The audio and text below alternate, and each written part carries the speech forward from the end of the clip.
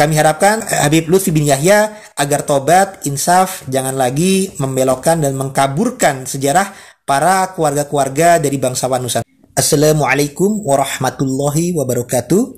Bismillahirrahmanirrahim. Alhamdulillahirabbil alamin hamdan yuafi ni'ama wa yukafi mazidah. Wassallallahu ala sayyidina Muhammad wa alihi washabihi ajmain. Amma ba'du. Saya Tubagus Mugi Nur Fadil Satya Tirtayasa, Ketua Umum Robitoh Babat Kebantenan, ex officio Ketua Lembaga Kekancingan Robitoh Babat Kesultanan Banten. Dengan video kali ini hendak menanggapi dan mengklarifikasi tentang tokoh yang ada di Tangerang, Banten, yakni Syekh Gajah Barong. Yang dalam pemberitaan di media tertentu diinformasikan bahwasanya Syekh Gajah Barong ini dialiaskan sebagai Habib Husein bin Toha bin Yahya. Nah, ini yang hendak kami kabarkan bahwasanya hal tersebut tidaklah benar. Sebelumnya juga saudara-saudara kami dari Balai Adat Karian Tangerang sudah mensurvei langsung ke lokasi makam Astana Gajah Barong di Kecamatan Tiga Raksa, Kabupaten Tangerang, Provinsi Banten. Alhamdulillah di sana masih terjaga nama-nama di papannya, di nisannya, di pelang-pelangnya itu masih dengan nama Syekh Gajah Barong saja, tanpa nama Habib Husein bin Toha bin Yahya. Alhamdulillah. Nah, cuman hanya saja yang kami prihatin, pemberitaan di media sosial atau di media elektronik itu menyatakan bahwasanya Syekh Gajah Barong ini adalah alias Habib Husein bin Toha bin Yahya. Nah, ini yang kami hendak mengklarifikasi bahwasanya hal tersebut tidaklah benar. Berdasarkan folklore dari masyarakat setempat, Syekh Gajah Barong ini adalah tokoh yang berasal dari semasa dengan Maulana Hasanuddin Banten, dan juga ada yang mengkabarkan beliau berasal dari Demak. Nah, hal tersebut bisa biasa saja yang berarti menandakan beliau ini hidupnya di abad 16 Masehi, karena Sultan Maulana Hasanuddin Banten lahir di tahun 1478, wafat di tahun 1570 di abad 16 Masehi, dan di tahun 1526 beliau menjadi Adipati Banten di bawah Demak, dan nantinya di tahun yang memindahkan kekuasaannya dari Banten Girang ke Banten Pesisir, dan di tahun 1552 menjadi Sultan Banten Berdaulat.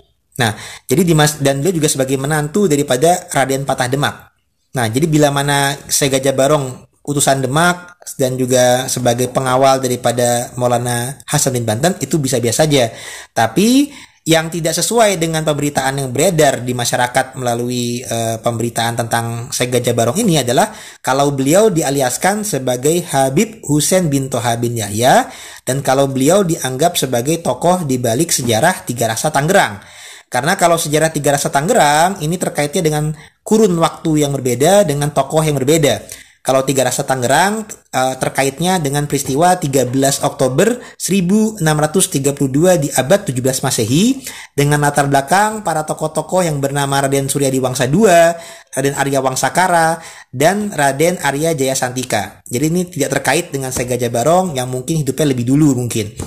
Yang pasti ini kita mengklarifikasi berdasarkan data dari Paririmbun Karian Parahiang bahwasanya tokoh Tiga Raksa yang terkait latar belakang sejarah Tiga Raksa itu bukanlah Syekh Gajah Barong dan juga bukanlah yang beralias Habib Husein bin Toha bin Yahya. Nah, bila mana Habib Husein bin Toha bin Yahya, dengan jelasnya kata-kata bin Toha berarti anak dari Habib Toha, ini mestinya ada di kurun abad 19 Masehi. Karena kalau kami lihat ini Habib Lutfi ini seringkali juga membelokkan sejarah di keluarga lain, dikabarkan bahwasanya leluhurnya ini adalah alias daripada Syekh Ramat Jati yang ada di Semarang, dialiaskan lagi dengan nama Kanjeng Raden Tumenggung Sumo di Ningrat. Nah, ini dialiaskan sebagai Hasan bin Toha bin Yahya yang hidupnya di abad 19 Masehi. Nah, kemudian dalam data Jogja yang bernama Kanjeng Raden Tumenggung Sumo di Ningrat yang asli, yang anak daripada Raden Jaya Ningrat, keturunan daripada Ki Ageng Ngerang, bukan keturunan dari Habib bin Yahya Ba'alawi Ngarang-Ngarang, ini makamnya di Jogja. Nah, sayangnya ya, di jajaran Bantul Jogja ini malah dialiaskan sebagai Habib Ahmad bin Toha bin Yahya, yang seakan-akan malah bersaudara dengan Hasan bin Toha. Nah, lebih parah lagi, Pangeran Diponegoro yang pahlawan nasional itu dialiaskan juga, diklaim juga sebagai Habib Hamid bin Toha bin Yahya. Padahal Pangeran Diponegoro jelas-jelas anak daripada Sultan Hamengkubuwono III. Nah, ini kan seakan-akan dibelokkan, seakan-akan Hasan bin Toha bin Yahya Semarang, Ahmad bin Toha bin Yahya yang ada di Jogja, Habib Hamid bin Toha bin Yahya di Jogja juga, dengan Gajah Barong ini dialiaskan sebagai Husain bin Toha bin Yahya. Ini seakan-akan saling bersaudara, anak daripada Toha bin Yahya. Padahal ini jelas pengkaburan dan pembelokan sejarah. Karena kalau saya Gajah Barong hidupnya di abad 16 Masehi. Jadi ini kami prihatin karena ini berarti Habib Lutfi bin Yahya ini kurang teliti menyampaikan kabar nih, agak semrawut atau agak ngasal karena tidak terbukti dengan sejarah lokal setempat. Jadi kami dan ini juga merugikan bagi keluarga Banten maupun keluarga Jogja dan lain sebagainya, karena kami tetap memiliki data-data tersendiri. Kalau keluarga Jogja ada bukti data Serat Sarasilah leluhur Inka dan Rijan Jogja, data Babat Spehi, Babat Diponegoro. Kalau kami mengenai ini ada data sejarah Banten, ada data manuskrip Pariribuan Karyan Parahiang, sehingga tidak bisa sembarangan sejarah ini diobok-obok, dibelokkan dan dikaburkan. Apalagi oleh oknum Habib Ba'alawi Muasal Yaman yang ternyata sudah ketahuan bahwasanya punya doktrin-doktrin yang kurang baik di negeri ini. Ada yang menyatakan bahwasanya kaki Habib yang bodoh itu lebih mulia daripada kepala kiai yang bersorban. Ada yang menyatakan Indonesia ini adalah milik Aulia Tarim. Ada yang menyampaikan berguru kepada satu Habib bodoh lebih utama daripada berguru kepada 70 kiai yang alim. Dan juga ada pembelokan sejarah seperti ini kami sangat prihatin. Apalagi di masa sekarang ini sudah ada kajian nasab dari kitab oleh Kiai Imaduddin Usman bahwasanya terputus riwayat 5 abad. Dan juga ada kajian genetik bahwasanya para Habaib Ba'alawi bukanlah turunan Rasulullah, tapi ternyata genetiknya adalah keturunan Yahudi Khazar dari Trah Kaukasia atau ada 4 kasus yang menunggu Bapak Lutfi bin Yahya yang dikenal sebagai World Sufi Presiden, sebagai Mursyid Thorikoh, sebagai Ketua Jatman. 4 kasus tersebut adalah: 1. Fakta dia telah mengubah sejarah berdirinya NU. Ini adalah sebuah perilaku yang su'ul adab kepada Mbah Hasyim Asy'ari dan pendiri lainnya.